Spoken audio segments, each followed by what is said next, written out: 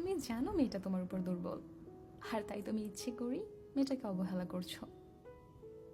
মেয়েটা কিছুই বলতে পারবে না তোমাকে, কারণ দুর্বলতাটা তার। মেয়েটার ফোন রিসিভ না করে প্রচুর আনন্দ পাও তুমি। তোমাকে কলের পর কল দিয়ে যায় সে। তোমার তাতে থোড়াই কেয়ার, কল দিতে থাকুক। তুমি মোবাইল সাইলেন্ট করে আরামে ঘুমাও। মেয়েটাকে যাতা কথা বলতে তোমার মুখে একটু আটকায় না। মেয়েটা তার প্রতিবাদও করে না। তুমি কখনো ভাবোও না তোমার কথায় তার আদৌ কষ্ট লাগে কিনা। প্রতিদিন অসংখ্য অজুহাত দিয়ে মেয়েটার থেকে দূরে থাকো তুমি। তুমি তাকে চলে যেতে বাধ্যও করো না, আবার তার কাছে থাকার জন্য জোরও করো না। আচ্ছা, সবসময় কি একইভাবে চলবে?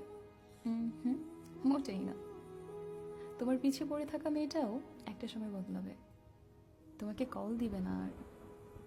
তার মোবাইলে তোমার নাম্বারটাও খুঁজে পাওয়া যাবে না।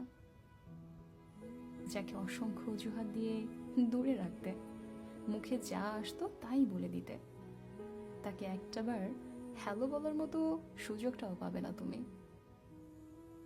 সবারই সুযোগ আসে।